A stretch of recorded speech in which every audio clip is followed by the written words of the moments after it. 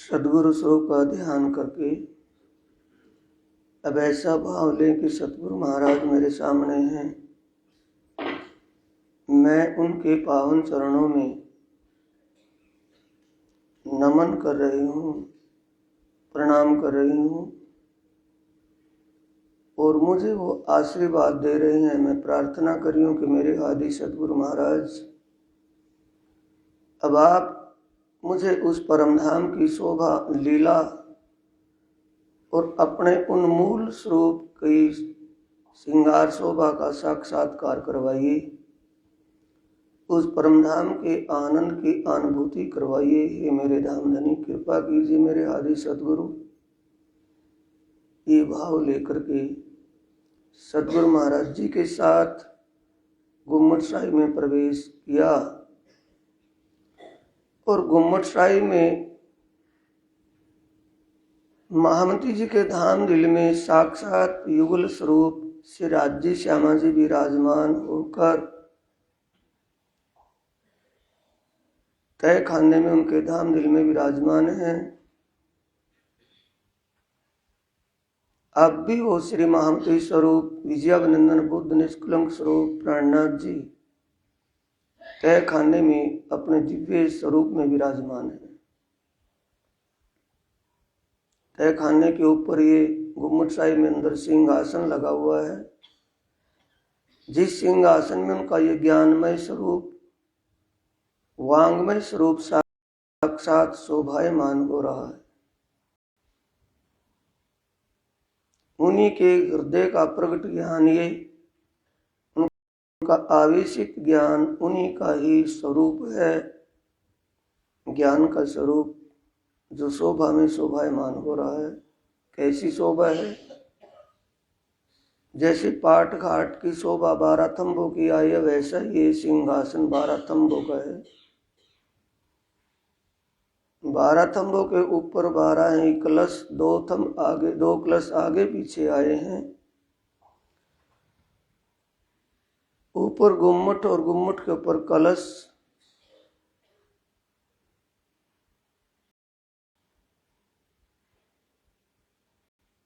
गुम्मट के ऊपर जो स्वर्णिम चित्रकारी फूलों की बेलों की शोभा ले रही है। 2 मोरनियों का स्वरूप सामने, इस गुम्मट के सामने कलश के नीचे 2 मोरनियों की शोभा। ऊपर 14 कलश, नीचे सिंहासन में छत्र, बड़ा छत्र है,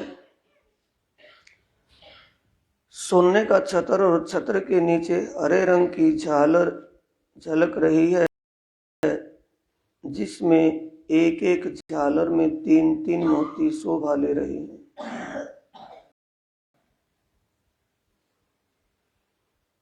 इस बड़े छत्र के नीचे छोटा छत्र, उस छत्र की नीचे झालर सफेद रंग की सुशोभित हो रही है। नीचे धाम धनी का ये वांगमय स्वरूप साक्षात बागी वस्त्रों के बीच शोभायमान है।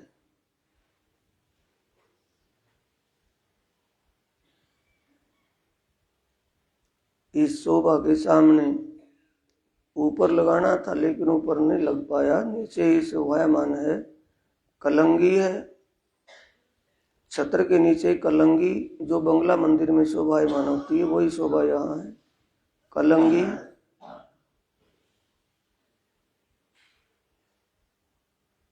कलंगी, दुगदुगी, पाग और पाग में तुरा, दुगदुगी, कानों में कर्णफूल, छोटी छोटी झुमकियों जैसे कर्णफूल, कंठ में कंठसरी,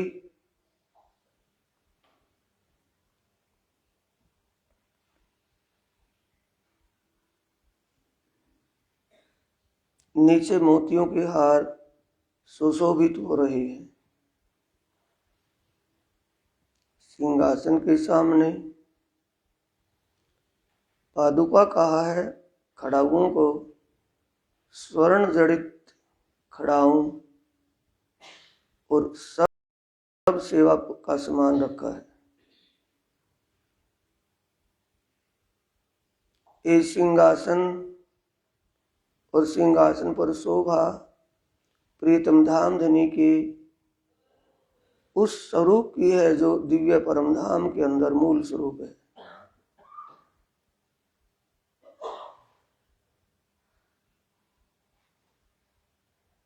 अब यहाँ प्रार्थना कीजिए, ये मेरे धाम धनी अक्षरातीत राज रसिक प्राणनाथ जी, अब आप अपने मूल स्वरूप और अपने दिव्य परम धाम की शोभा और वहाँ की लीलाओं का साक्षात दर्शन करवाइए, साक्षात्कार करवाइए। कृपा कीजिए मेरे वाला जी, आप जैसे हमारे परमधाम में हमारी मनोकामना बिना कहे ही अंदर विचारने से करते हो, तो यहाँ भी कीजिए। जो लाड प्यार वहाँ करते हो, यहाँ भी वही लाड दीजिए। ये भाव इनके चरणों में करना है।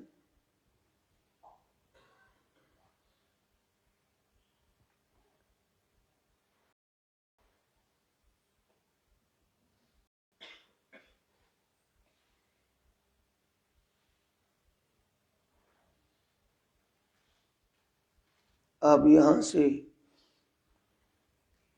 आदि सदगुरु के साथ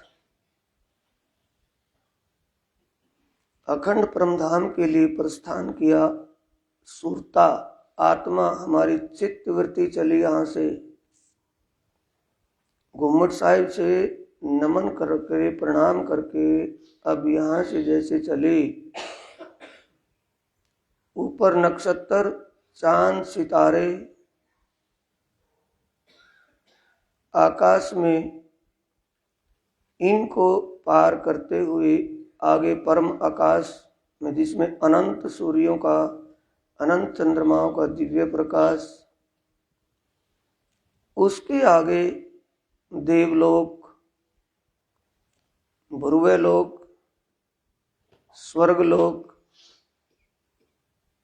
जनलोक, महरलोक, जनलोक, धर्मराज का स्थान महरलोक, उसके आगे ऋषियों का स्थान जनलोक, फिर तपस्वियों का तपलोक, उसके आगे सतलोक में तीनों भगवानों की तीन पुरियां। ये उस दिव्य परम आकाश से परे है।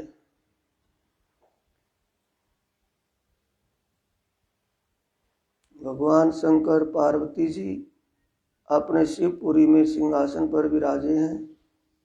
भगवान विष्णु लक्ष्मी जी विष्णु लोक वैकुंठ में विराजमान हैं। ब्रह्मा जी अपनी सरस्वती ब्रह्माणी जी के साथ ब्रह्मपुरी में विराजमान हैं।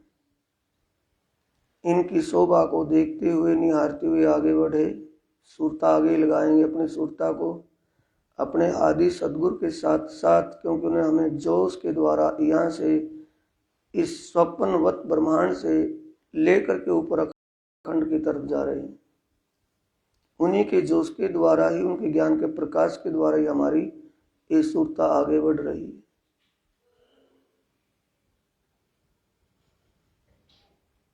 आगे 7 शून्य आई। 7 शून्य में वास्तविक, अनवर्चनी, उन्मनी, तुच्छा और शिव कल्याणी 5 शक्तियां शून्य में। बीच में उन्मनी शक्ति है जो नारायण भगवान का प्रतिनिधित्व निभाती है, उनका प्रतिनिधि स्वरूप है।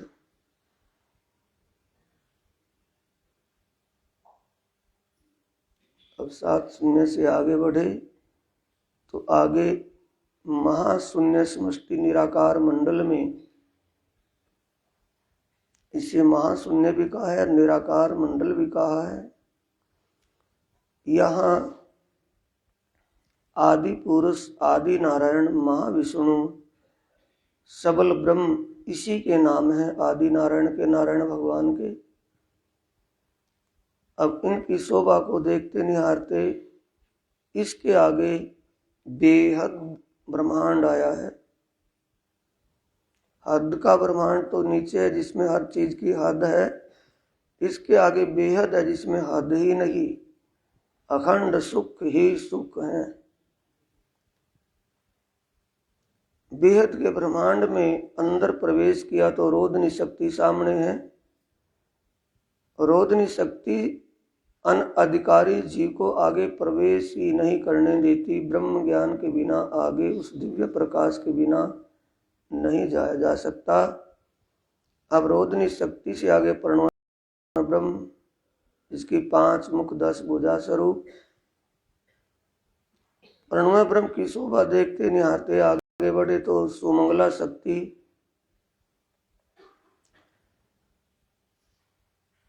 बीच में आता बहुत कुछ है।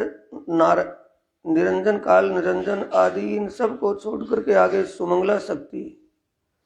सुमंगला शक्ति 4 शिव, शिव सदाशिव, नाद शिव और ब्रह्म शिव, 4 शिवजियों के पावे और परम शिव का बिछोना बिछाकर उनके ऊपर बैठी है 4 भुजा स्वरूप, जिसके विचारने एक दिल में लेने से ही जैसी दुनिया जिस ब्रह्मांड में हम बैठे हैं ऐसी अनंत दुनिया बनती है और मिट जाती है इनके सोचने विचारने से ही। ऐसी सुप्रीम पावर पार ब्रह्म परमात्मा के अंश पावर ही अंश पावर है, जो परमात्मा का कार्य इस संसार में संचालित करती है। उनके हुक्म का पालन करते हुए यहाँ संसार दुनिया ब्रह्मांड को बनाते मिटाती यहाँ से होता है। आवरण और विक्षेपा नाम की 2 शक्तियां इसके साथ हैं। यहाँ इस शोभा को देखते निहारते आगे बढ़े, सूरत आगे लगाएं।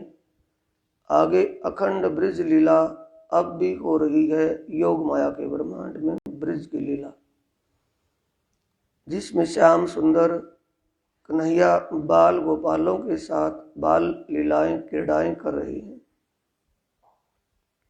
इसके आगे अखंड रास जिसमें एक एक श्याम सुंदर, एक एक आत्मा सखी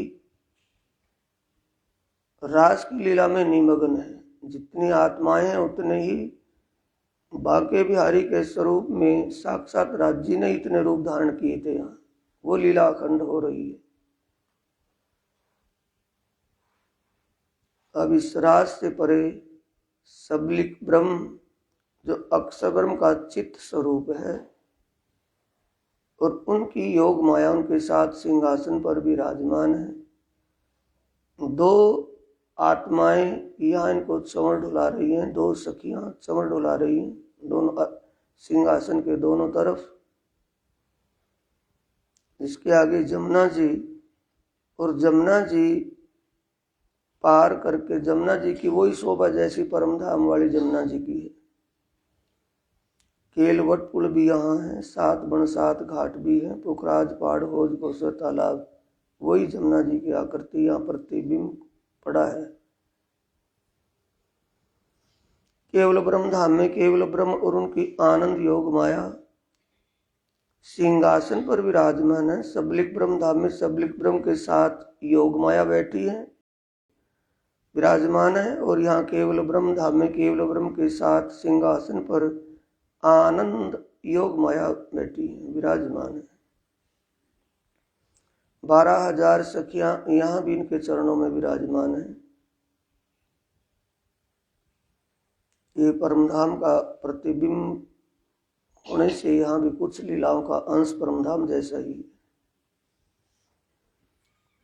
इसके आगे सत स्वरूप ब्रह्मधाम जिसके निर्मल चैतन्य में ब्रह्म आत्माओं के जीवों का मुक्ति स्थान है और महाकारण में ईश्वरी सृष्टि के जीवों का या ईश्वरी सृष्टि का मुक्ति स्थान अखंड ठिकाना है।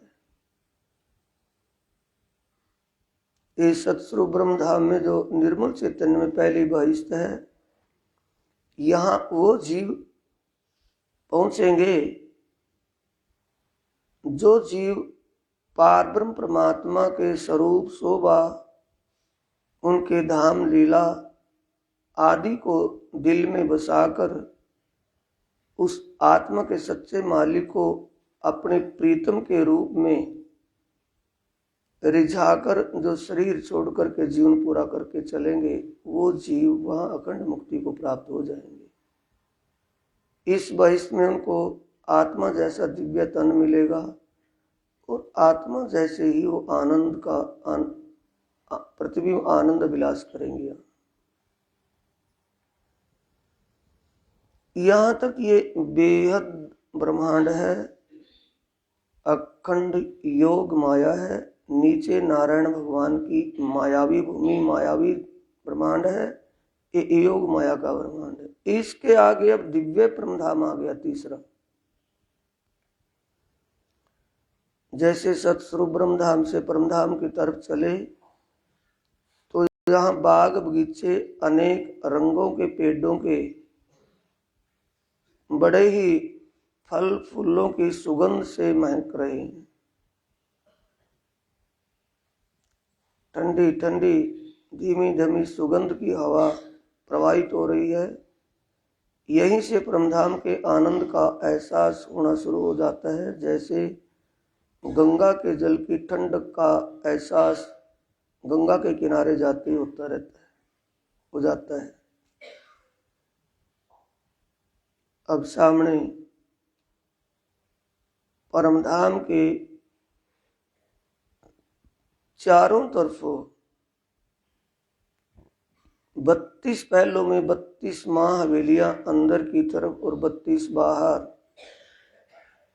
और 16 हवेलियां एक सागर और एक जिमी के बीच में। 8 सागर, 4 दिशा और 4 कोणों में 8 सागर शोभा ले रही है। इन सागरों की जो पाड़ आई है, इस पाड़ पर पटड़ी पर महाहवेलियां मौलाते हैं। 12-12 हजार भौम ऊंची मौलाते हैं।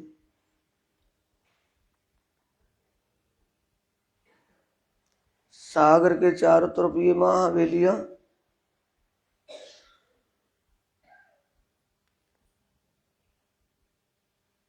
इन हवेलियों के अंदर जो बीच चौक, उसमें बीचों बीच सागर है। सागर के बाहर बगीचे आए हैं।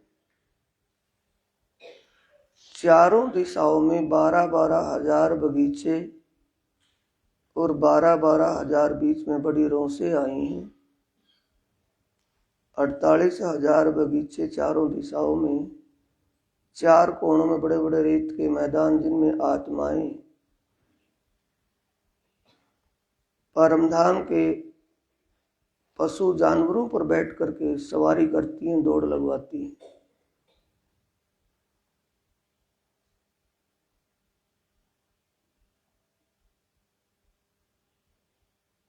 जब नूर सागर में पड़वा के दिन आते हैं, एकम के दिन, प्रतिपदा भी जिसे कहा है, तो यहाँ की शोभा देखते हैं, इस यहाँ का आनंद विलास करते हैं। ठीक इसी प्रकार 8वें दिन जब सर्वरस सागर में आते हैं, नूर सागर के साथ ही लगा पूर्व दिशा में, तो सर्वरस सागर की शोभा और यहाँ की आनंद में लीला क्या है। आत्माएं अंदर की तरफ रंग महल से सुखपालों में बैठ करके यहाँ आती हैं, और यहाँ पहले हवेलियों के अंदर गलियों में घूमती हैं। सीढ़ियों पर पैड़ियों पर दौड़ दौड़ करके चढ़ती हैं। सीढ़ी पैड़ी बहुत ही नरम मुलायम है। फिर आकाश छत के ऊपर जाकर के बगीचे हैं, वहां ऊपर छत पर उन बगीचों में घूमती हैं। नहरें चल रही हैं बगीचों के चारों तरफों, और कोणों में फुहारे उछल रहे हैं। वहां के आनंद का आनंद लेती हैं।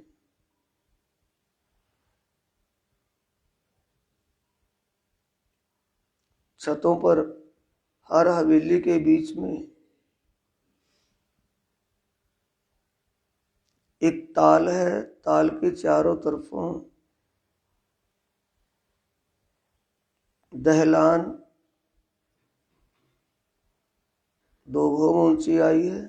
दहलान के चबूतरे के बीच में ताल और ताल के बीच में भौम ऊंचे चबूतरे पर टापू महल शोभा ले रहा है। 20 भौम का ऊंचाया है।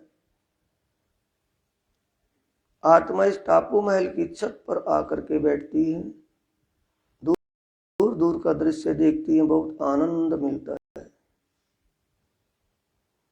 इन हवेलियों की शोभा में, यहाँ के आनंद में आनंद मस्त होती हैं आत्माएं। फिर नीचे हवेलियों से नीचे उतरती हैं तो बगीचों में बैठे पशु पक्षियों से बातचीत होती है। आप पशु पक्षी आत्माओं का सेवा स्वागत करते हैं, फूलों की मालाएं पहनाते हैं, फूल देते हैं, अनेक प्रकार के फल मेवा आदि खुआते हैं। फिर अपने कला कर्तव्य दिखा करके एक आवाज में गा बजा करके नाचते हैं, कूदते हैं और आत्माओं को, परमात्मा को खुश करते हैं। ये पशु पक्षी भी आत्मा के रूप हैं, आत्मा ही स्वरूप है। अब सागर और माँ हवेलियों की शोभा, बड़ी रांग की शोभा को देख करके आगे बढ़े, अपनी सूरत आगे लगाएं। ये भाव लेकर के धाम धनी अब मुझे अपने जोश और इश्क के बल से अपने रंग महल में ले जा रहे हैं।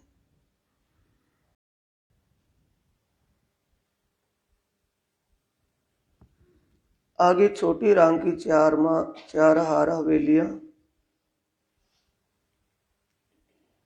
एक एक हवेली के चारों तरफों बड़ी बड़ी नहरें, नहरों के बीच चौक, चौक के बीच में भौम भर ऊंचे चबूतरे पर हवेली और हवेली के चबूतरे के चारों तरफों बगीचे, चांदनी चौक, लाल हरे वृक्ष, बड़ी सुंदर शोभा है। हवेली ये कहने में 5 भौम की है, लेकिन एक एक हवेली में 12-12 हजार भौमें समाई हैं। एक हवेली में 12,000 हवेलियों की 12,000 कतारें बहुत सुंदर शोभा ले रही हैं।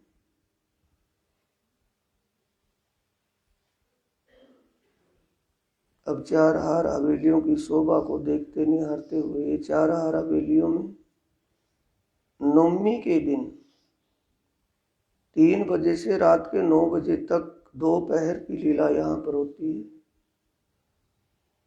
7:30 बजे रास की लीला ऊपर होती है। रास की लीला में मगन होती है आत्माएं। फिर रास लीला के बाद हवेली की छत पर रास की लीला होती है।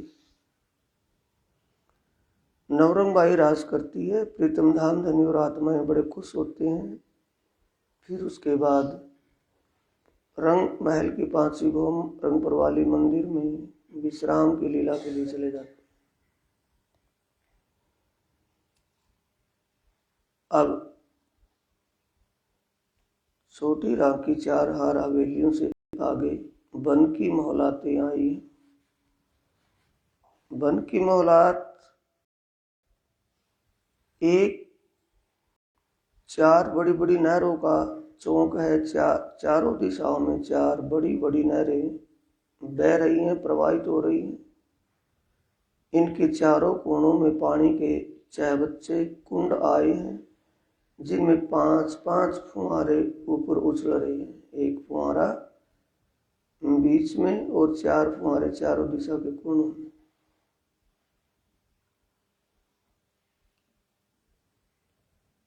बीच में एक कमर भर ऊंचे चबूतरे पर 5 भौम ऊंचा पेड़, बहुत विशाल पेड़, और 5 भौमों में हवेलियों की शोभा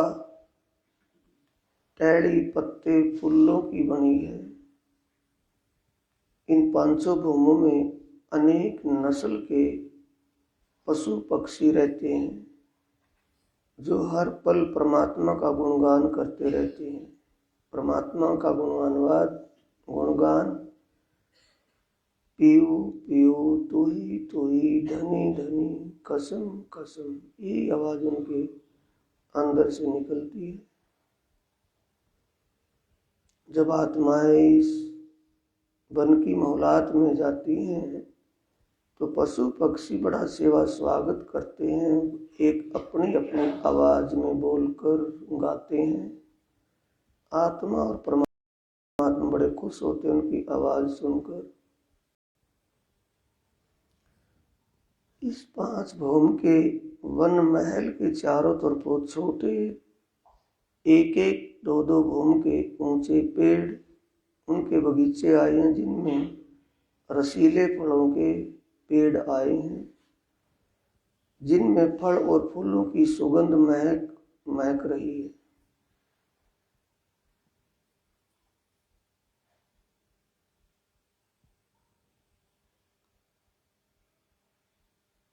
इसके चारों तरफों जो वन महल के चारों तरफ बड़ी नहर आई है, वो 1200 कोस की चौड़ी और 1200 कोस की लंबी बताई गई है। इन 1200 कोस की चौड़ाई में पानी तो 400 कोस की चौड़ाई तक ही बहता है, प्रवाहित होता है, और 400 कोस की पहाड़ पटड़ी आई है जिसमें डिवाइडर बना हुआ है। दोनों तरफ पानी बहता, उस तरफ तो जल रोस है और दूसरी तरफ वन रोस, चलने के लिए रोस, बाहर की तरफ वनों की तरफ वन रोस। बीच में डिवाइडर जो बना है उस पर फुलवारी, बहुत ही सुंदर फुलवारी लगी है जिसकी सुगंध में आत्माएं मुग्ध हो जाती है। ये वन की मोहलातों का आनंद विलास 10वीं के दिन होता है।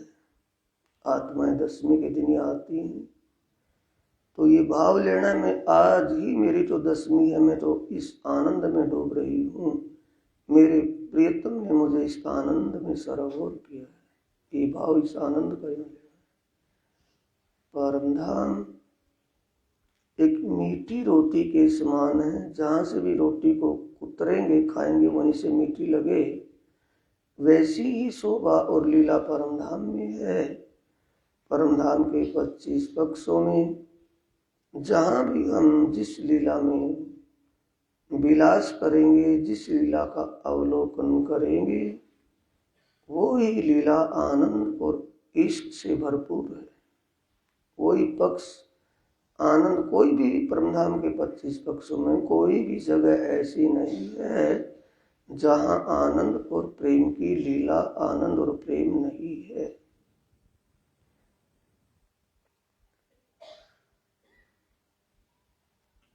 अब इस वन मोहलात से आगे महावन आ गए, बड़ा वन, मधुवन, महावन। बड़ा वन इनसे नीचा मधुवन, उससे ऊंचा महावन के पेड़ उससे भी ऊंचे। ऐसी सीढ़ियां के आकार की सीढ़ी सी लगी हुई पेड़ों की, बहुत ही सुंदर लगती है हरियाली। दूर से लगता है जैसे सीढ़ी लगी हुई है पेड़ों की। इसी महावनों की राम, इसी घेराव में, इसी की सीमा में माणिक पहाड़ शोभा ले रहा है। अभी आपको सीधा सीधा मूल मिलावे तक ले जाने की बात बताई जा रही है, लेकिन जब आप ध्यान और परमधाम की शोभा को समझ लेंगे और वहाँ के आनंद की अनुभूति करना चाहेंगे तो किसी भी पक्ष का ध्यान कर सकते हैं। कोई भी बाउंडिंग नहीं, कोई पाबंदी नहीं, कोई भी ऐसा नियम स्वयं नहीं कि सीधा ही, क्योंकि माणिक पहाड़ में भी आत्माओं के साथ पारब्रह्म परमात्मा साक्षात आनंद प्रेम की लीला करते हैं। यहाँ भी उसी स्वरूप श्रृंगार शोभा का हम साक्षात कर सकते हैं। अब इस माणिक पहाड़ और महावनों की शोभा से आगे जवेरों के महलों की शोभा आई है। जवेरों के महल हीरे के महल हैं, सफेद स्फटिक, हीरा पारदर्शी है, हीरे की जो दीवार हो तो शीशे की तरह बाहर की चीज सेम जो कि क्यों दिखती, ऐसा लगता है ये मेरे ही सामने खड़ी है। ऐसा हीरे का महल, जिसमें एक महल में अनेक कमरे या महल अंदर आए हैं। एक ही महल, हीरे के महल में 64 महल आए हैं, 4 दिशाओं में 4 दरवाजे। शुरू की जो पंक्ति आई है,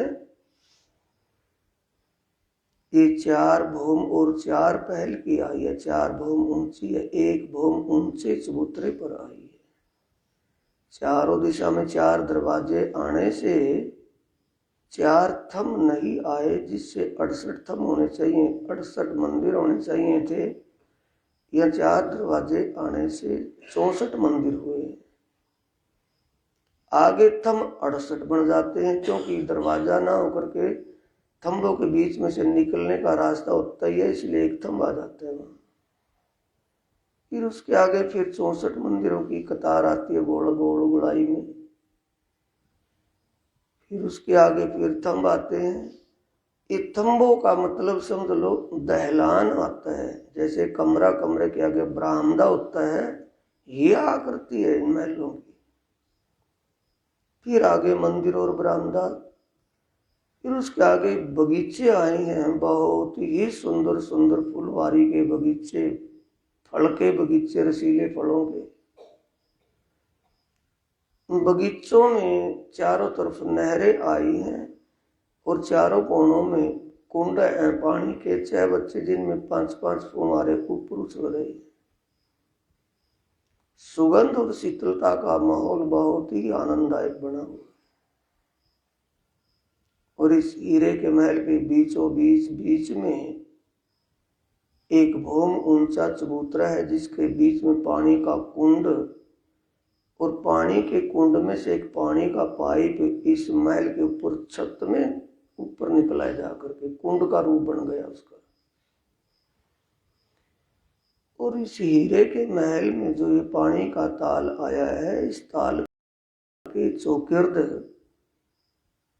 बहुत ही सुगंधित फुलवारी के बगीचे आए हैं, और उन बगीचों के चारों तरफ वो नहरें, फुहारे, और इन बगीचों के बाहर इस चबूतरे पर कालीन गिलम बिछी हुई है, बहुत ही मुलायम।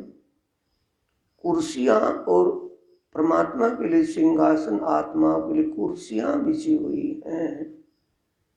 यहाँ बैठ कर के बाहर की लीलाओं में जो आनंद का विलास किया था, आनंद में विभोर हुए थे, उन आनंद की बातों को यहाँ बैठ करके परमात्मा के साथ आत्माएं करती हैं। परमात्मा उन आत्माओं की बातों का जवाब देते हैं।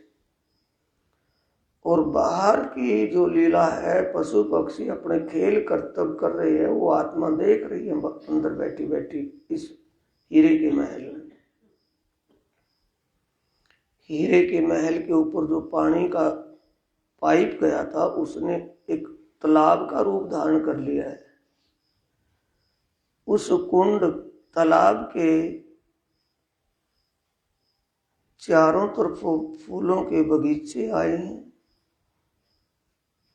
ये बगीचों में चारों तरफों 4 पहलके में 4 नहरें निकली हैं ऊपर के कुंड से, और 4 छत के ऊपर जो कुंड आए हैं, उन कुंडों से 4 धाराएं पानी की, ये नहर 4 धाराओं के रूप में छत के ऊपर से नीचे गिरती हैं कुंडों में, और कुंडों में से वो जल नहरों के रूप में बहता हुआ ये बाहर जो 4 बड़ी नहरें चौक में आई थी, उनमें मिल जाता है जल। इस 4 भौम के ऊंचे हीरे के महल के चारों तरफों बगीचे भी 4 भौम ऊंचे आए हैं, जिससे दूर से साइड में से देखने से पता नहीं चलता कि यहाँ महल है, क्योंकि हरियाली पेड़ों की उतनी ऊंची गई है, पता ही नहीं चलता। ऊपर से देखते हैं कि हाँ यहाँ एक सफेद हीरे का महल है। फव्वारे चल रहे हैं छत पर, 4 भूम के ऊंचे महल के ऊपर 5 फुहारे, एक फुहारा बीच में गिरता है, 4 फुहारे साइडों के कुंडों में गिरते हैं। नीचे भी अंदर महल के अंदर भी सुगंध और शीतलता, छत के ऊपर भी सुगंध और शीतलता, और महल के चारों तरफ बाहर भी सुगंध और शीतलता। क्या अनुमान लगा जाए कितना आनंद है। ये आत्मीय आनंद की लीला है परम धाम की।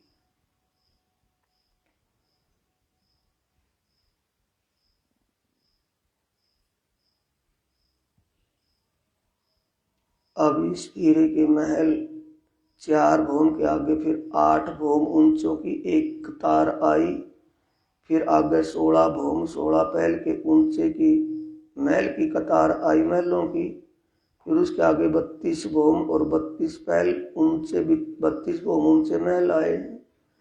बीचों बीच 64 भूम और 64 पहल का महल आया है, जो बहुत ही सुंदर शोभा लिए हुए। सभी ऐसा लगता है जैसे पैड़ी छोटी से बड़ी, बड़ी से बड़ी ऊपर पैड़ी उसी चढ़ी हुई है।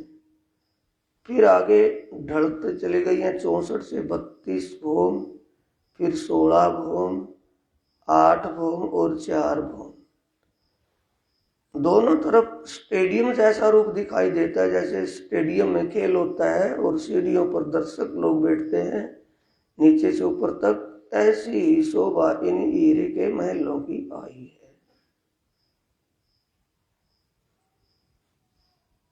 द्वादशी के दिन इन हीरे के महलों में आत्माएं आनंद लेती हैं। शुक्ल पक्ष चांदनी रातों में यहाँ आती है, 3 बजे आती है, रात के 9 बजे तक इनमें रहती है। इसके आगे अब सूरता लगाए 24 हांस का महल आया है, जो परम धाम की बाहर से छठी परिक्रमा है और अंदर से दूसरी परिक्रमा में आता है। ये जवेरों के महल में यहाँ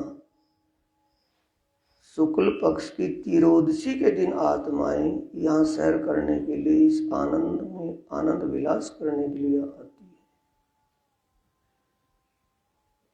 24 हांस का महल बहुत ही सुंदर, सुखदायक, आनंददायक लीला।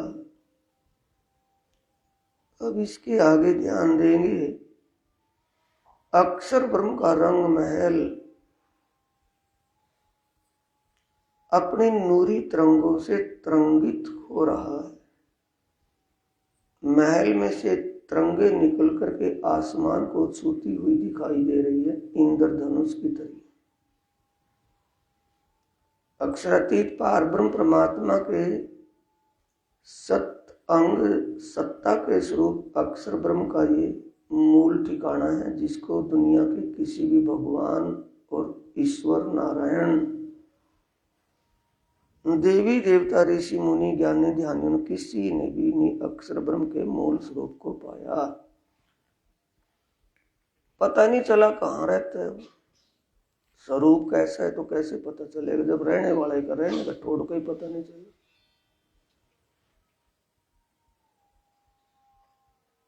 अब इसके आगे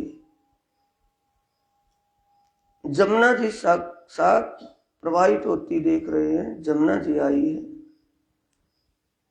पुखराज पहाड़ के मूल कुंड से प्रकट हुई, पूर्व दिशा में 4.5 लाख कोस प्रवाहित हुई। उस 4.5 लाख कोस तक जमुना के ऊपर जो देवरियां बनी हुई हैं, वहां आधी जगह जमुना ढकी हुई है, आगे आधी खुली हुई है। मरोड़ पर 4 महल आए हैं, जिनकी 4 मेहराबों में 4 हिंडोले झूल रहे हैं। 2 मेहराब और 2 हिंडोले जमुना के ऊपर आए हैं, 2 पहाड़ के ऊपर पटड़ी के ऊपर आए। इस मरोड़ से केल पुल तक 1 महल, 1 चबूतरा, 1 महल, ऐसे करके 5 महल और 4 चबूतरे शोभा ले रही है। इसके आगे केल पुल 5 भूम ऊंचा महल है, जिसकी 500 भूमों में हिंडोले झूला झूलती हैं आत्माएं।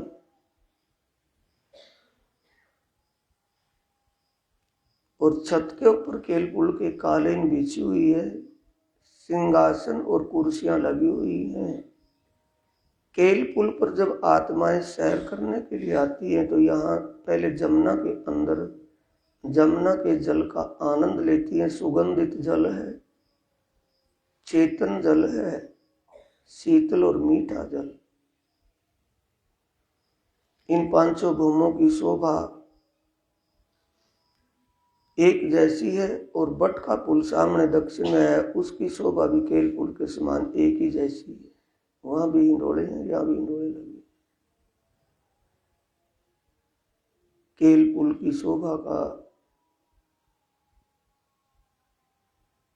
अवलोकन करते हुए अपनी सूरता आगे पाट घाट की तरफ लेकर के चले। सूरता पाट घाट की शोभा में लगाई।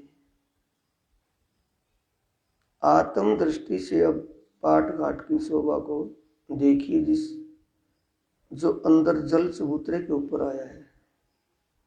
6 घाट अक्षर ब्रह्म के रंग महल की तरफ और 6 ही अक्षरातीत के रंग महल की तरफ। जो घाट पाट घाट के अलावा 6 घाट से ये आए हैं, ये तो जल रोज पर ऊपर सूखे पैड़े पर आए हैं। और ये पाट घाट जल चबूतरे पर जल के अंदर जमुना के अंदर आया है। जैसा गुम्मट साहिब में सिंहासन है, ठीक वैसे 12 थंब आए हैं। ऊपर गुम्मट और कलश और छत के किनार पर कठेड़ा सुशोभित रेलिंग लगी हुई है। पाट घाट के 4 कोणों के जो थंब आए नीले रंग के, इन थंबों में गोल गोल सीढ़ियां चढ़ी हैं छत पर ऊपर जाने के लिए, आने के लिए, जाने के लिए। बाकी थंब पूर्व दिशा में लाल रंग हीरे का थंब, 2 थंब अपनी शोभा को सुशोभित करते हुए दिखाई दे रहे हैं। और दक्षिण दिशा में सफेद हीरे के रंग के थंब आए हैं। पश्चिम दिशा में हरे रंग के थंब 5 के आए हैं। और उत्तर दिशा की तरफ केलपुल की तरफ पुखराज पीले रंग के थंब आए हैं।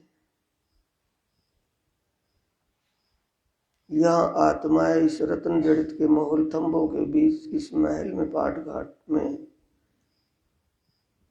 अनेक प्रकार की आनंदमय क्रीड़ाएं पकड़ दौड़ की करती हैं। विशेष छुआछुई की लीला वहां विशेष है, खास है। गुम्मट के पास सिंहासन लगा हुआ है धामधनी का। वो आत्माओं को खेल करतियों को देखते रहते हैं और मुस्कुराते रहते हैं बैठे बैठे। कुछ आत्माएं जल में जल क्रीड़ाएं करती हैं, जल में तैरती हैं, जल में डुबकी लगा करके मछली की तरह दौड़ती हैं, एक दूसरे को पकड़ने के लिए दौड़ती हैं। पहाड़ के ऊपर बड़े बन के जो पेड़ आए हैं, बड़े बन के पेड़ 5 भूम ऊंचे पुलों के इतने ही ऊंचे आए हैं जितने ऊंचे पुल हैं। इन 5 भूमों में हिंडोले लगी हैं। इन हिंडोलों में आत्माएं झूला झूलती हैं जो पाट घाट पर आती हैं। यहाँ बगीचे और जो बन आए हैं, उन बगीचे बनों में जो पशु पक्षी रहते हैं, वो पशु पक्षी आत्माओं को अपने खेल कर्तव्य करके कला करतूत दिखा करके रिझाते हैं, अपनी अपनी बोली में गा बजा करके रिझाते हैं। ये आत्माएं पाट घाट के आनंद अनुभव या आनंद विलास करती है।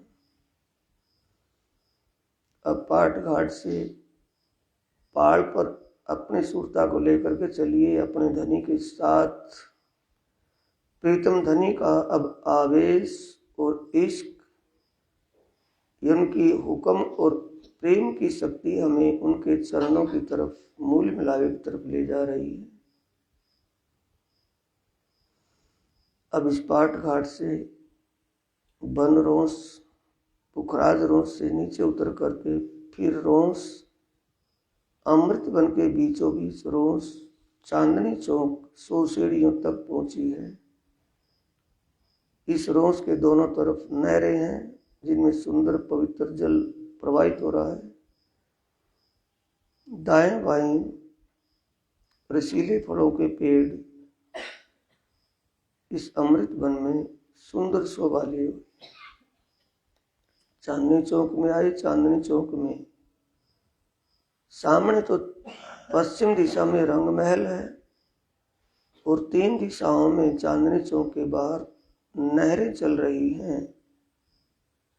चांदनी चौक में रेत 2 कोणी, तिकोणी, चौकोनी सुंदर सफेद रेत सुशोभित है। इस चांदनी चौक में 2 चबूतरे आने से, एक उत्तर दिशा में एक दक्षिण दिशा में, दोनों चबूतरों पर 2 पेड़, उत्तर दिशा का पेड़ लाल रंग का, दक्षिण दिशा का पेड़ हरे रंग का सुंदर शोभा ले रहा है।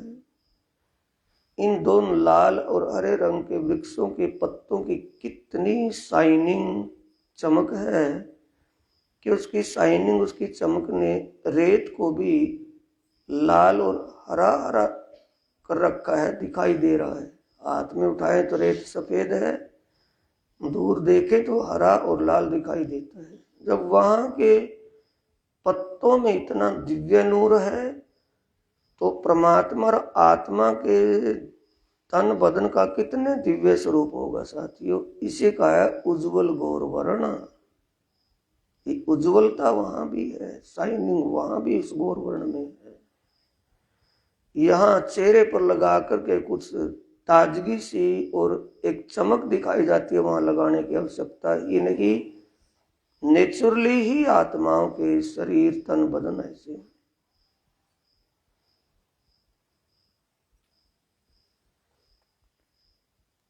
अब चांदनी चौक से 100 सीढ़ियां ऊपर चढ़ करके मुख्य दरवाजे के सामने रंग महल के सामने आए। रंग महल में मुख्य दरवाजे के सामने आए।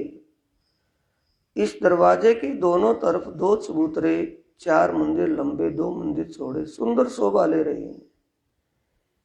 इन चबूतरों पर कालीन इतनी मुलायम बिछी है कि जैसे आत्माएं बैठी हैं तो हाथ यानी फुट भर वो नीचे चली जाती है, इतनी लचक नरमाई में।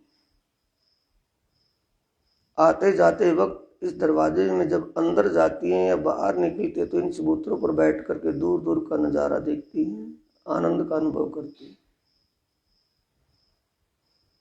चबूतरों के सामने सफेद रंग के माणिक, सफेद रंग के हीरे के रंग के, फिर माणिक लाल रंग के थंब दोनों चबूतरों पर, फिर पुखराज पीले रंग के थंब, फिर 5 हरे रंग के थंब और कोणों में पीछे नीले रंग के नीलवी के थंब सुंदर शोभा ले रहे हैं, जो 9 भौम ऊपर तक गए, 10वीं भौम तक। अब अंदर दरवाजे के अंदर प्रवेश किया तो दरवाजे के अंदर एंट्री करते ही, प्रवेश करते ही 28 स्तंभ का चौक पाया है। इस 28 स्तंभ के चौक में एक ड्राइंग रूम होने से बैठक होती है जिसमें आत्माएं आते जाते वक्त यहाँ बाहर की सैर की हुई बातों की बात करती हैं, बड़ा आनंद आता है। सोफे और कुर्सियां लगी हुई हैं इसमें 28 स्तंभ के चौक। 28 स्तंभ के चौक से आगे सुरता लगाए तो आगे दहलान देख रहे हैं 11 मंदिर का, दोनों तरफ 5-5 मंदिर आए। अंदर प्रवेश किया तो सामने चबूतरा, कमर भर ऊंचा चबूतरा है जिस पर कालीन बिछी हुई है। चबूतरे की किनार पर थंब आए हैं, चारों दिशाओं में 3-3 सीढ़ियां चबूतरे पर चढ़ी हैं ऊपर जाने आने के लिए। इस चबूतरे पर शाम के वक्त कृष्ण पक्ष में जब आत्माएं बाहर वनों से सैर करके आती हैं तो यहाँ भोजन की लीला होती है शाम के वक्त। इस चबूतरे के बाहर एक तंबू की हार आई है, जिससे तंबू की हार आने से गली बन गई है रास्ता इस चौरस हवेली, रसोई की हवेली से बाहर अगली चौरस हवेली में जाने के लिए। रसोई की हवेली में जब हमने अंदर प्रवेश किया था 11 मंदिर की दहलान में से, इसके दोनों तरफ 5-5 मंदिर आए और उत्तर दिशा में कोने के मंदिर से आगे श्याम रंग का मंदिर रसोई का मंदिर है, जिसमें रसोई भोजन की लीला, रसोई भोजन बनता है, रसोई भोजन बनने की लीला जिसमें होती है। उसके आगे सीढ़ियों का मंदिर, लाल रंग का मंदिर जो ऊपर 9 भौम तक पहुंचा है, सीढ़ियां गई हैं इस मंदिर से। इसके आगे श्वेत रंग का मंदिर है जिसमें रसोई भंडार की सामग्री सामान रखा रहता है।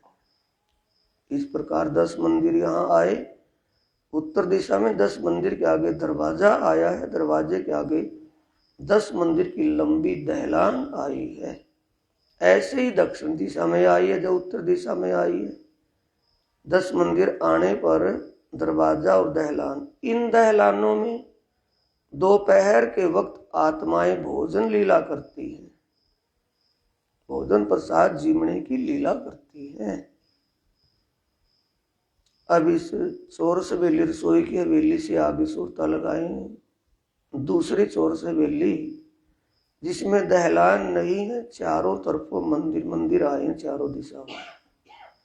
एक एक दिशा में 20-20 मंदिर और 20 मंदिरों 10-10 मंदिरों के बीच में दरवाजा। 20-20 और 20-20 80 मंदिर और 4 दरवाजे हर हवेली चौरस हवेली में आए हैं, शोभा ले रही। अब ये 4 चौरस हवेली पार करके सामने गोड़ हवेली देख रहे हैं। गोड़ हवेली में बाहर की तरफ 64 थंब आए हैं अलग अलग रंगों के। ये 64 थंबों की कतार आने से तो गली बन गई। यहाँ त्रिपोलिया भी कहती है, 3 हिस्से बन गए, गली बन गई यहाँ बड़ी गली आने जाने के लिए। इन गोड़ हवेली के थंबों से आगे 60 मंदिर आए हैं, क्योंकि 4 दिशाओं में 4 दरवाजे आने से 64 थंब ना आकर के 60 मंदिर और 4 दरवाजे आए। इन मंदिरों में आत्माओं की जरूरत की सब वस्तुएं, सब सामग्री रखी रहती है। अलमारी, सोफे, ऊपर रखने वाले चीजें, छिंके लगे हुए हैं। दीवारों में सुंदर सुंदर डिजाइन बने हुए हैं, पक्षियों के, पशुओं के, पेड़ पौधों के। अब इन हवेलियों मंदिरों को पार करके आगे सूरता लगाएं तो 64 थंब आ गए मंदिरों के आगे। 64 थंबों की शोभा, एक एक थंब की अलग अलग रंग की तो शोभा आई है। जिस रास्ते हम जा रहे हैं, इस रास्ते पर बीच में 2 थंब हरे रंग के और 2 थंब बाहर नीले रंग के। ऐसे ही चारों दिशाओं में इनके विपरीत आए हैं। पश्चिम में बीच में हरे ना आकर के नीले आए हैं, साइडों में हरे आए हैं। दक्षिण दिशा में लाल माणिक रंग के थंब बीच में आए हैं, पीले रंग के साइडों में आए हैं। उत्तर दिशा में बीच में पीले रंग के थंब आए हैं, साइडों में लाल माणिक रंग के थंब आए। इन थंबों से प्रतीत होता है, महसूस होता है कि इन जहां ये थंब दिख रहे हैं यहां रास्ता है आने जाने का। अब भौम भर ऊंचा चबूतरा आया इस गोड़ हवेली में। भौम भर ऊंचे चबूतरे पर चारों तरफ घेर कर किनार पर थंब आए हैं, 64 थंब। और इन थंबों के बीच में नीचे लाल रंग की गिलम गलीचा कालीन बिछी हुई है, नरम, जिस पर अनेक प्रकार के चित्र बने हुए हैं। बीच में हजार पुखड़ियों का कमल के फूल का चित्र बना हुआ है, जिस पर स्वर्णिम कंचन रंग का सिंहासन शोभायमान हो रहा है। सिंहासन के सामने 2 नूर की चौकियां हैं, जिस पर युगल स्वरूप अपने चरण कमल रखते हैं। ऊपर हरे रंग का, थंबों के ऊपर हरे रंग का चंद्रवा तना हुआ है, जिसमें अनेक रंग के नग मोती जड़े हुए होने से अनेक रंग की तरंगे निकल रही हैं। बहुत ही सुंदर शोभा। सिंहासन में से नूरी तरंगे थंबों में से नूरी तिरंगे, चंद्रवा और गलीचे गिलम में से नूरी तिरंगे, और जिस सिंहासन पर स्वयं पार ब्रह्म परमात्मा विराजमान होते हों, उस सिंहासन की शोभा और उसकी सलूकी का क्या वर्णन किया जाए। 5 तकिए, 2 तकिए दोनों युगल स्वरूप के पीछे हैं राज्य श्यामा जी के। एक तकिया गोल तकिए है, गोल तकिया दोनों के बीच में रखा है, एक तरफ राज्य उससे एक श्यामा जी दूसरी तरफ, दोनों के बीच में। और 2 तकिए एक श्यामा जी के बाईं बाजू की तरफ, एक राज्य की दाईं बाजू की तरफ बाहर साइडों में रखे। सिंहासन के ऊपर चाकले 2 रखे हैं, गादी एक ही बिछी है, उस पर चाकले 2 आसन ही लगी हैं बैठने के लिए। इन आसनों में भी अनेक प्रकार के फल फूलों की चित्रकारी बनी हुई। युगल स्वरूप राज्य श्यामा जी सिंहासन पर विराजमान है। अपनी सुरता को अब इन युगल स्वरूप के चरण कमल में लगाइए। अपने चित्त वृत्ति, अपना ध्यान हर बातों से हटाकर युगल स्वरूप के चरणों में लीन कीजिए। युगल स्वरूप के चरण कमल की शोभा, गोरा वर्ण, अनंत गुणा कोमलताई और तन बदन से सुगंध आ रही। धामधनी का चरण कमल, बायां चरण कमल चौकी पर, नूर की चौकी पर दायां चरण कमल उनकी बाईं जांघ पर रखा। श्यामा जी के दोनों चरण कमल नूर की चौकी पर शोभायमान हो रही। जैसे प्रीतम धामधनी के चरणों में प्रणाम करते हुए उनके चरणों को स्पर्श करने के लिए बेचैनी अंदर बनी कि मैं अपने प्रीतम के चरणों को स्पर्श करूं, ये भाव लेकर के जब आत्मा के चरणों को स्पर्श करती है तो दूसरा चरण कमल भी आत्मा के हाथों पर आ जाता है। क्योंकि प्रियतम, उस प्रियतम परमात्मा की दिल स्वरूप आत्मा होने से, एक अंग होने से अब प्रीतम समझ लेते हैं कि आत्मा के हस्त कमलों में दोनों चरण आएंगे तो आत्मा बड़ी आनंदित हो जाएगी। चरण कमल, गोरे गोरे चरण कमल, कितने मुलायम, अंगूठे और उंगलियों के नखून हीरे के समान आकाश को छू रहे हैं, चमक जिनकी तिरंगे। केसरिया रंग की इजार सुत्थन पहनी है, क्योंकि शेरवानी के नीचे सुत्थन बड़ी गेटअप बनता है, बड़ी लोकेश एक लुक बनता है, बड़ी सुंदर लगती है। केसरिया रंग की इजार में अनेक चित्रकारी, कसीदाकारी की गई है, जिसमें अनेक रंगों के मोती जड़े हुए हैं।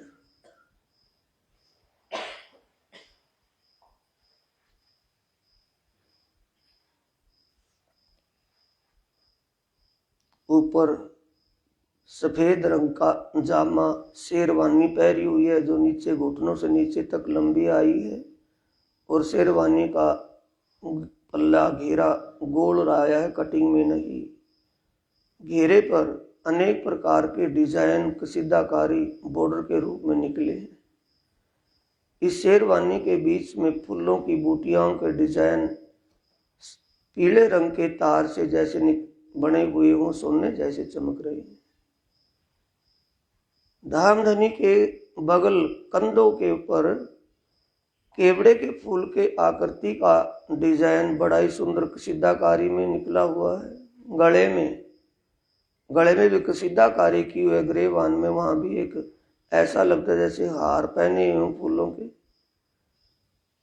धनी जी की सभी उंगलियां, पतली पतली उंगलियां और नखून, सभी उंगलियों के एक छोटी उंगली से बड़ी बढ़कर छोटी बड़ी ऐसे, और उंगलियों के नखून जब हाथ हिलाते हैं तो नखूनों से नूरी तरंग आसमान की तरफ वाइट वाइट सी तरंगे निकलती जाती है।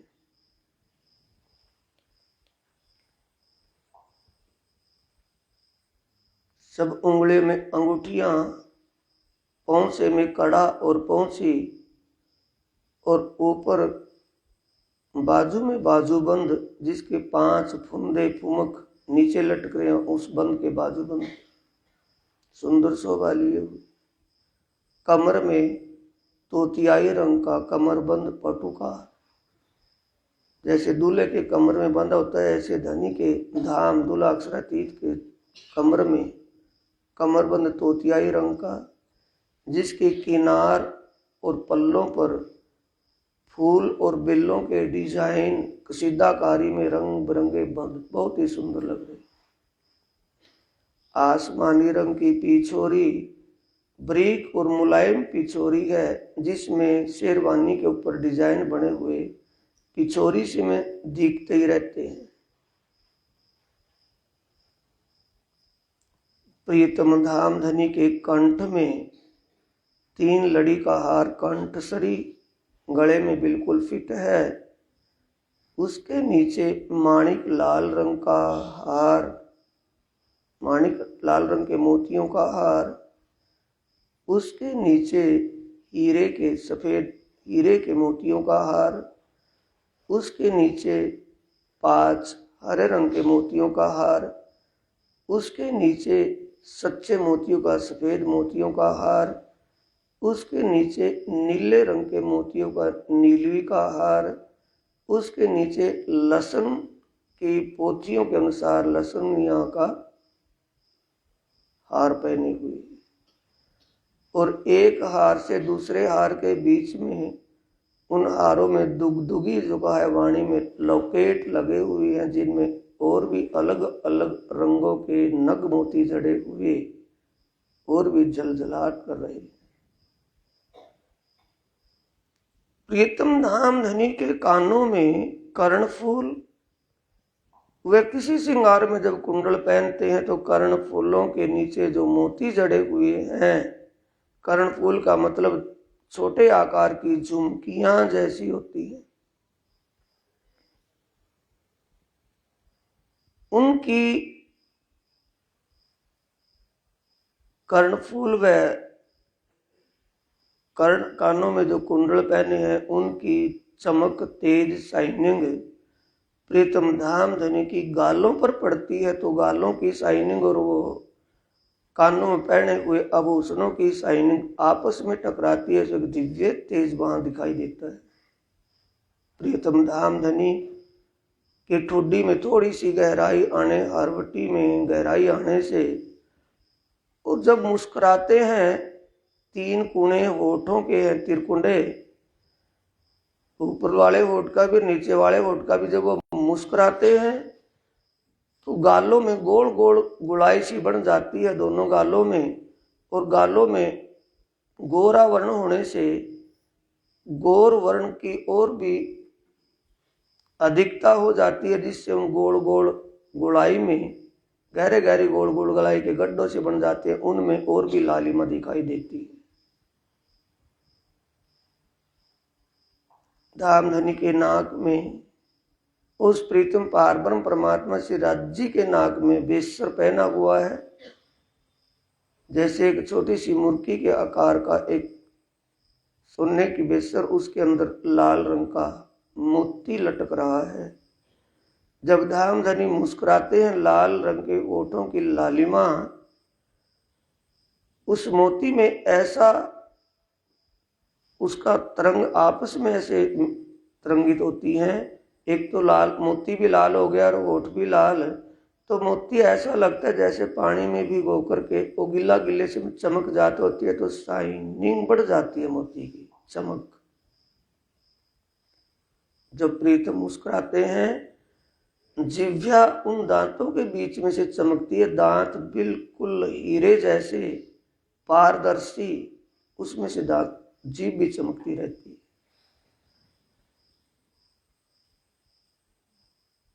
प्रीतम धाम धनी शीश कमल पर लाल रंग की पाग बांधे हुए हैं, सारंगी के आकार की है, जैसे सारंगी की आकृति होती है ऐसी सारंगी जैसी। जो पगड़ी में पेच फिरा करके बांधी हुई है, उन पेचों में नीचे जो पगड़ी के अंदर, उसमें पगड़ी के जो कपड़ा है, पगड़ी में फूलों की बेल चित्र बने हुए हैं, कसीदाकारी में मोती जड़े हुए फूल, वो दबते नहीं, पेंच के आगे सीधा चला जाता है, ऐसा लगता है कि सीधा आया है, जबकि उसके ऊपर पेंच पड़ा हुआ है, आपस में कटिंग नहीं होती फूलों की बेलों की। मस्तक पर लाल तिलक, 2 रेखाओं के बीच में और भी शोभा में 4 चांद लगा रहा है।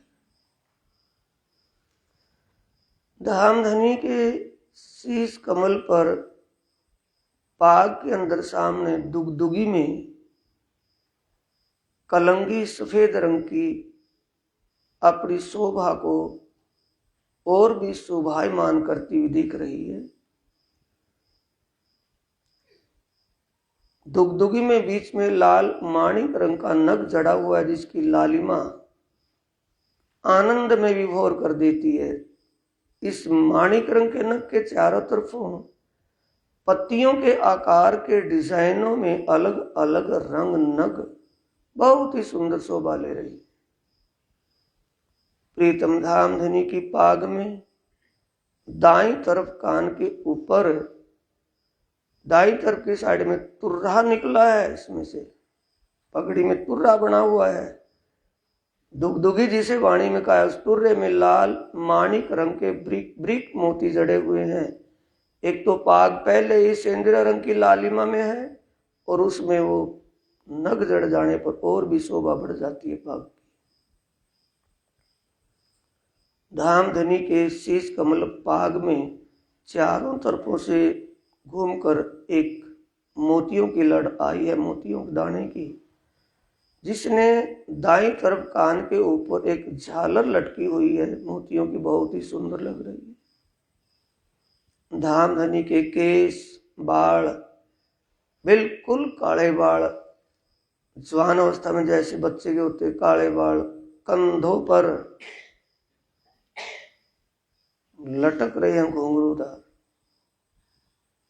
उधर केशों की शोभा, दूसरी तरफ कानों में कर्णफूल कुंडलों की शोभा, और कंठ में पैरी कंठसरी की शोभा। और जब ठुड्डी की तरफ देखते हैं तो प्रीतम के मुस्कुराते होठ अपनी ओर अपने आप ही खींच लेते हैं आत्मदृष्टि को। और जब होठों की तरफ मुस्कुराते देखते तो नजरों से नजर, पिया की नजरों से नजर उस प्रियतम आत्मा के सच्चे मालिक परमात्मा की नजरों से नजर जुड़ती है, तो सामने भौएं नुकीली,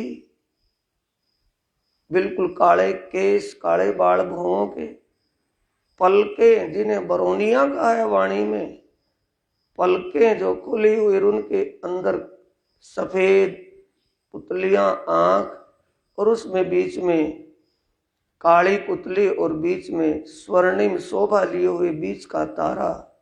जब इन नजरों से नजर मिलता है तो ऐसा लगता है जैसे इश्क का सागर ही उमड़ पड़ा हो। प्रियतम के हृदय में जो इश्क और प्रेम और आनंद का सागर लहरा रहा है, वो सागर नजरों से प्रतीत होते हैं आनंद और इश्क के सागर लहराता हुआ। आनंद और इश्क के आकर्षण में आत्मा को अपने अंदर खींच लेता है, और आत्मा की ये दशा हो जाती है जैसे सागर में जाकर के नदी अपना रूप भूल जाती है। इस मुख चौक की शोभा और प्रीतम धनी की नजरों से नजर जुड़ने के बाद सुरता की गति ऐसी हो जाती है, वो अपने आप को ही भूल जाती है, मैं कब की पिया के इस सौंदर्य में डूबी हुई हूं। ए गति हो जाना सुंदर साथ जी, इसी को वाणी में धनी ने श्रृंगार ग्रंथ में 24 प्रकरण 24 में कहा है, रू नैनो हक दीदार कर अपने प्रीतम का दीदार आत्म दृष्टि से कीजिए। रू कानो हक बात सुन, रू मुख हक सो बोल। रू कानो हक बात सुन, क्या बात करें, ओ मुस्कुरा रहे हैं, और अंगना भी मुस्कुराने लगी। रू मुख हक्सो बोल, आत्मा के मुख से बोलना है, मुस्कुरान को देख करके मुस्कुराना। ये पट खुल जाएगा जब हमारी ऐसी स्थिति हो जाएगी, तो फिर धनी और धनियानी एक रूप हो जाएगी। ये स्थिति ध्यान की अवस्था में हो सकती है, चलते फिरते बोलने कहने से नहीं, सिर्फ ध्यान में खो जाने के बाद। अब सुभान स्वरूप श्यामा जी महारानी पास में बैठी, अब उनके सौंदर्य, उनके शोभा और श्रृंगार को निरखिए। क्या कहे इसका जो प्रीतम परमात्मा का ये हृदय स्वरूप यहाँ शोभायमान है। चरण कमल कितने गोरे, एडियां लालिमा झलकती हुई, और एडियां और तलवों में लालिमा में लकीरें जो हैं, उन्होंने तो और भी आनंद शोभा का रूप आनंद दे रही हैं, बड़े शोभायमान हो रही।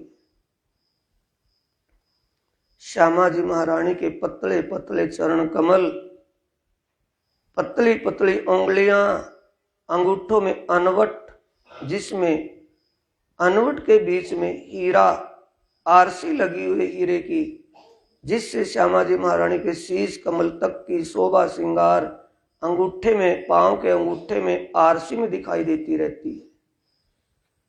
सभी उंगलियों में चुकटियां पहनी हुई हैं, चुकटियों के ऊपर कई रंग के नग जड़े हुए हैं, मोती बहुत ही सुंदर लग रहे हैं। गोरे गोरे पांव चरणों में, और रंग बिरंगी चुकटियां नग। श्यामा जी महारानी के चरण कमल में झांझरी, घुंघरी, कांबी और कंडला, राज्य के चरण कमल में केसरिया रंग की इजार के ऊपर बंधे हुए थे झांझरी, घुंघरी, कांबी, कंडला। श्यामा जी के चरण कमल में लहंगे के नीचे आए हैं टकनों में। लहंगा हरे रंग का आया है, जिसमें लहंगे के किनारी पल्ले पर नीचे बॉर्डर और बीच में अनेक प्रकार के फूल, बेल बूटियों के कसीदाकारी की गई है अनेक रंगों में। ब्लाउज श्याम रंग का है, श्याम रंग के ब्लाउज में बैंगनी शाइनिंग चमक रही है। हाफ बाजू होने से कौनी के ऊपर अनेक प्रकार के डिजाइन फूलों के, फूल बेलों के बने हुए। ब्लाउज के गले में ग्रेवान में भी अनेक प्रकार के डिजाइन फूलों के बने हुए हैं, और पेडू के ऊपर जो ये नीचे ब्लाउज की किनारी आई है, यहां भी डिजाइन बने हुए हैं बॉर्डर के रूप। श्यामा जी महारानी के साड़ी सेंदुरिया रंग की साड़ी, कहने में साड़ी है लेकिन देखने में लहंगे के रूप में बंधी हुई है, क्योंकि बड़ ऐसे ढंग से बड़ आए पड़े हैं उसमें कि लहंगा सा लगता है देखने में। नीचे साड़ी का बॉर्डर इतना टाइट है, जैसे बुकरम लगा करके कपड़े को टाइट किया जाता है, वो कसीदाकारी से टाइट लगता है। टाइट देखने में दिखाई देता है, लेकिन नरमाई कितनी है कि जिन चरण कमलों में, जिस तन बदन में वो शोभा है, तो उस तन बदन कितना मुलायम नरम है, उससे भी ज्यादा नरमाई मुलायम कोमलता इनमें।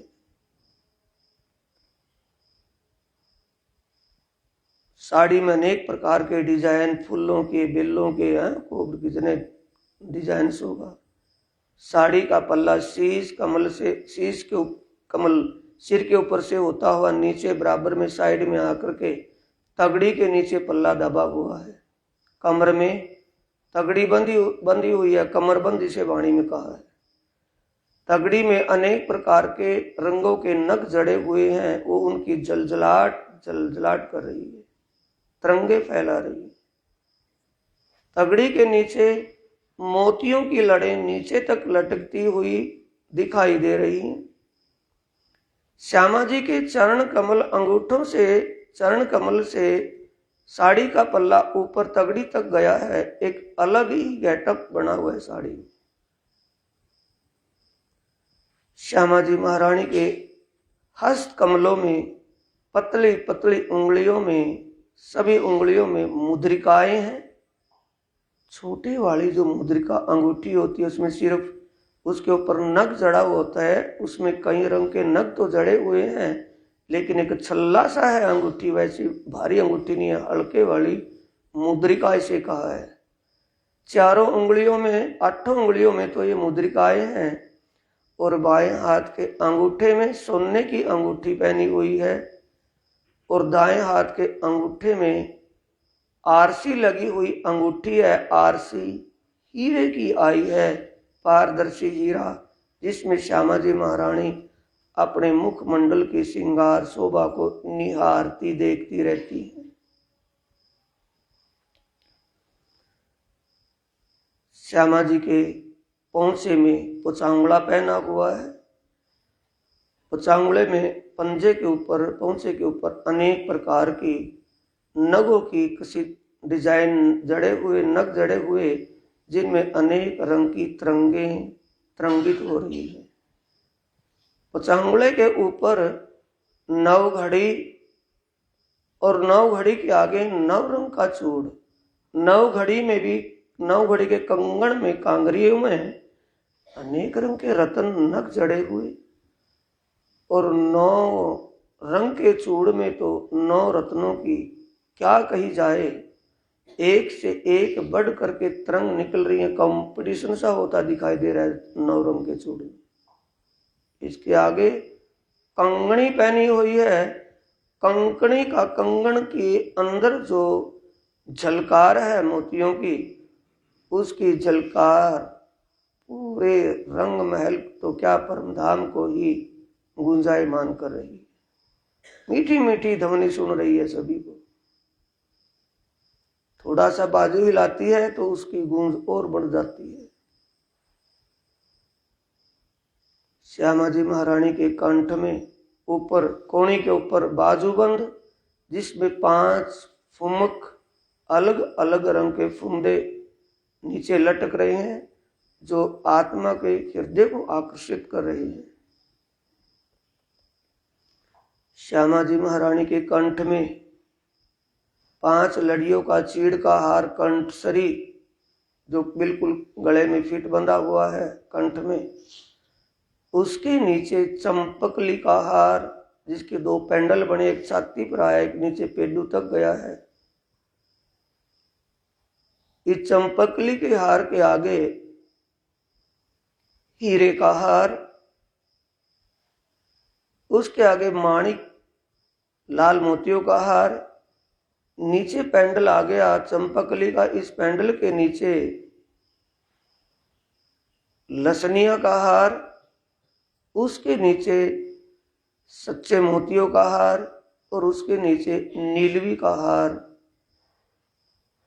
तगड़ी तक गया है। बहुत ही सुंदर शोभा। कंठ में, कानों में पानड़ी पहने हुए, पानड़ी के नीचे छोटे छोटे मोती अनेक रंग के झलकार कर रहे हैं। गालों पर गाल का तेज और इन पानड़ी में लगे घुंघरों का तेज आपस में टकराता है। श्यामा जी के नाक में नथ, और नाक के बीच में एक बेसर पहना हुआ, जिसमें सफेद मोती लटक रहा है। श्यामा जी के होठों की लालिमा, जो इतनी चमक, इतनी शाइनिंग उस होठों में है कि सफेद रंग का मोती भी लाल लाल दिखाई दे रहा है। श्यामा जी के शीश कमल में, मांग में सिंदूर, लालिमा सिंदूर की, और मांग की पट्टियों पर मोतियों की लड़ें जड़ी हुई हैं। मत्थे के ऊपर, सामने मांग के नीचे, बालों के आगे मांग के नीचे स्वर्ण पट्टिका, जिसमें जौ के दानों के समान अनेक प्रकार के स्वर्णिम नग जड़े हुए हैं, और मांग के सीध में बिल्कुल बीचों बीच पान के पत्ते के आकार की पानड़ी का आभूषण जड़ा हुआ है, जो मांग के बिल्कुल सीध में आता है, पान जैसा।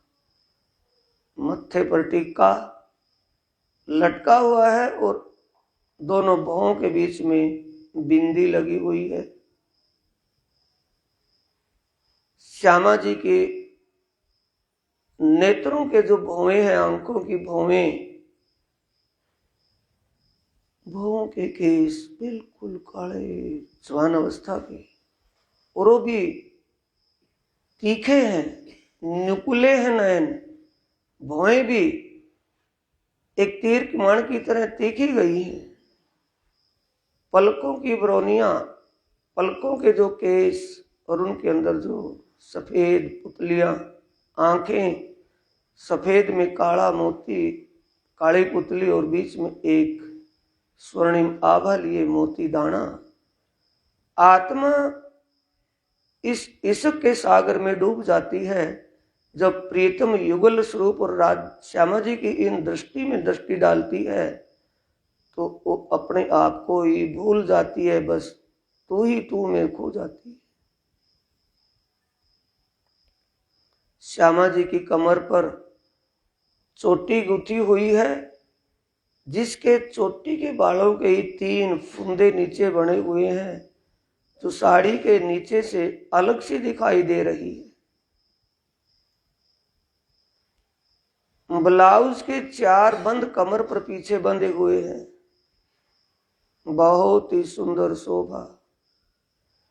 सिंहासन के ऊपर विराजमान, सिंहासन दोनों स्वरूपों के ऊपर छत्र लटक रहे हैं और छत्र कमल के फूल के समान लाल रंग के आए हैं, जिनकी किनारी पर मोतियों की, अनेक रंग के मोतियों की झालर झलक रही है। इन छत्रों की जो गोब नीचे है, जैसे फूल के नीचे की जो पाखुड़ी होती है, उसमें दूधियापन दिखाई देता, ऊपर लालिमा दिखाई देती है, ऊपर किनारे पर। ये युगल स्वरूप की शोभा सिंहासन, और इस सिंहासन को चारों तरफों से चबूतरे पर ब्रह्म आत्माएं श्यामा जी की तरह ही वो श्रृंगार शोभा धारण करके बैठी हैं। गलबैयां डाल करके बैठने से ऐसा लगता है कि सभी के जो वस्त्र साड़ियां हैं उनके रंग तो अलग अलग हैं, लेकिन सभी रंग मिलकर के एक इंद्र धनुष का रूप धारण कर लेते हैं। चेहरे सबके एक जैसे हैं, चेहरा गोल लंबा चौकट ऐसा नहीं, बिल्कुल सुंदर गोलाई के चेहरे बहुत ही सुंदर हैं, ना छपटे हैं, ना लंबे हैं, ना गोल हैं, एक बिल्कुल एक ही जैसे। आत्माओं की तरफ देखने से लगता है एक ही आत्मा ने इतने श्रृंगार धारण किया है, ऐसा प्रतीत होता है, एक ही आत्मा।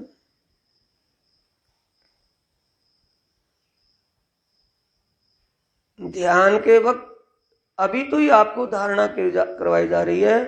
जब ध्यान में बैठेंगे तो बिल्कुल फुर्सत में होकर के युगल स्वरूप की शोभा में घंटों घंटों तक खो जाना है, उस आनंद में डूब जाना है। तो जब आपको उस आनंद का अनुभव होगा तो निज बुद्ध से आप तब उसको समझ पाएंगे कि ओह ये क्या सी शोभा, कैसा रूप। अभी शोभा को अपने हृदय में हृदयांगम करके, हृदय में बसा करके शोभा को, अपनी सूरता को यहाँ से अब मूल मिलावे से नीचे थंबों के होते हुए, मंदिरों से होते हुए, फिर बाहर थंबों की हार से होते चोर हवेली में, 3 चोर हवेलियां पार करके रसोई की हवेली में, चोर हवेली रसोई की हवेली में, फिर 28 थंब के चौक से चांदनी चौक में, और चांदनी चौक की शोभा को देखते निहारते हुए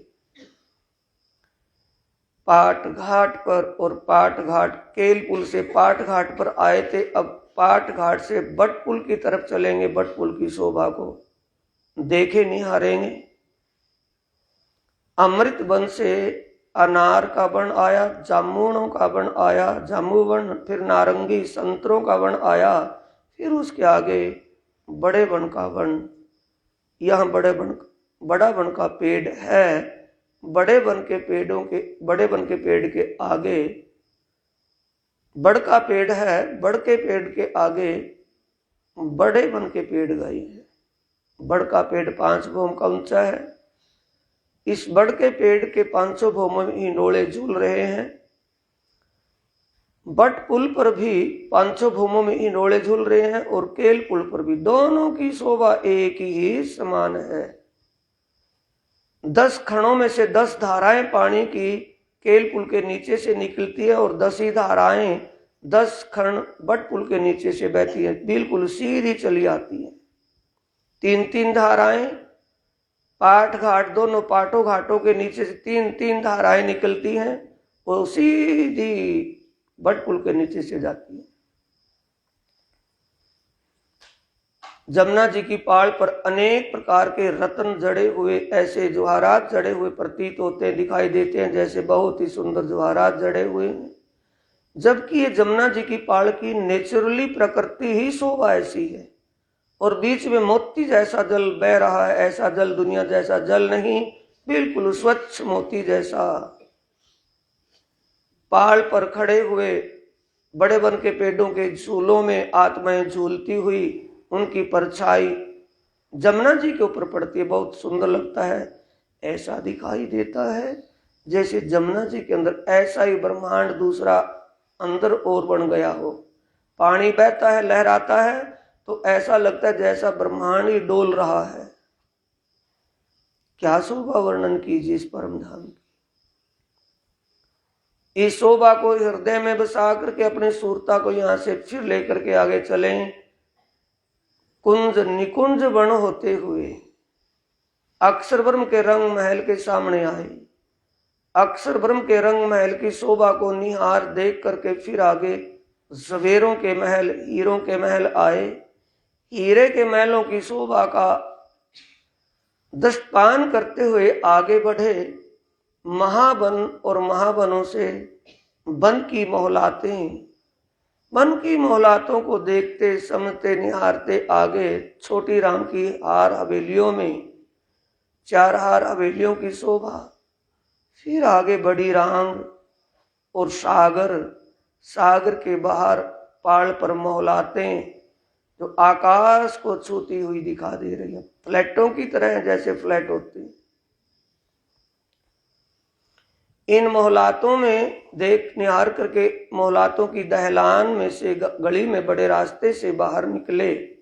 सत स्वरूप ब्रह्मधाम की तरफ देखा तो बाहर के बगीचे भी रंग बिरंगे पेड़ों के बगीचे सुगंध से महक रहे हैं, क्योंकि फल और फूलों की महक सुगंध से तरबतर कर रही है। सत्य स्वरूप ब्रह्मधाम की शोभा को देखा। अब आगे आए केवल ब्रह्मधाम में, केवल ब्रह्मधाम की शोभा को देखा, जहाँ केवल ब्रह्म उनकी आनंद योग माया सिंहासन पर 12,000 सखियों के बीच में बैठे हैं। जमुना जी को पार किया, सबलिक ब्रह्मधाम में सबलिक ब्रह्म और उनकी योग माया सिंहासन पर बैठे हैं, वहां उनकी शोभा को देखा। नीचे अखंड रास हो रहा है, जिसमें एक एक श्याम सुंदर एक एक आत्मा रास की लीला में मगन है। उसके आगे ब्रज लीला में बाल स्वरूप श्री कृष्ण जी बाल गोपालों के साथ बाल लीलाएं कर रहे हैं। आगे सुमंगला शक्ति 5 शिवजियों के ऊपर विराजमान शिव, सदाशिव, नाद शिव, ब्रह्म शिव के पावे और परम शिव का बिछोना बिछा करके जो बैठी है। इसके आगे प्रणव ब्रह्म और रोधनी शक्ति, फिर नारायण भगवान जो मोह रूपी जल में, इच्छा रूपी जल में मन रूपी अंडे से प्रकट हुए हैं, जिन्होंने कहा एक हूं बहुत हो जाऊं, संकल्प लिया तो 3 भगवान शंकर भगवान, विष्णु भगवान और ब्रह्मा जी बने, और तीनों भगवानों को आदेश दिया कि सृष्टि की रचना करो। ब्रह्मा ने रचना की, भगवान विष्णु को हुक्म हुआ पालन करो, वो पालना करने लगे। भगवान शंकर को हुक्म किया कि सृष्टि को समाप्त करो, उन्होंने उसको प्रलय कर दिया। ये हुक्म हुआ। अब तीनों नीचे सत्यलोक में आए तो तीनों भगवानों की शोभा को देखते हुए स्वर्ग लोक में आए तो वहां 33 करोड़ देवताओं सहित देवी देवताओं सहित उनके देवराज भगवान इंद्र की शोभा। इंद्र की अप्सराएं, इंद्र की परियां पंखों के द्वारा अपने मन चाहे सुख भोग आकाश में उड़ उड़ करके ले रही, सुख भोग रही है।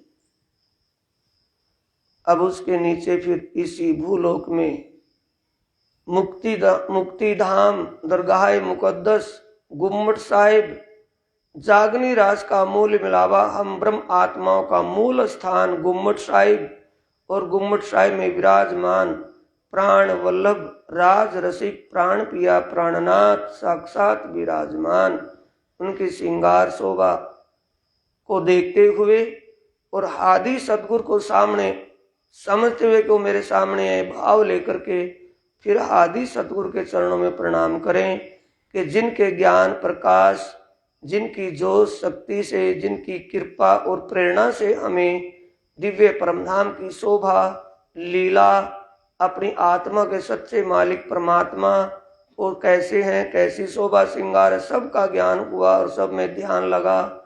ऐसे आदि सतगुरु के चरणों में दंडवत प्रणाम करके अपना ध्यान खोलेंगे।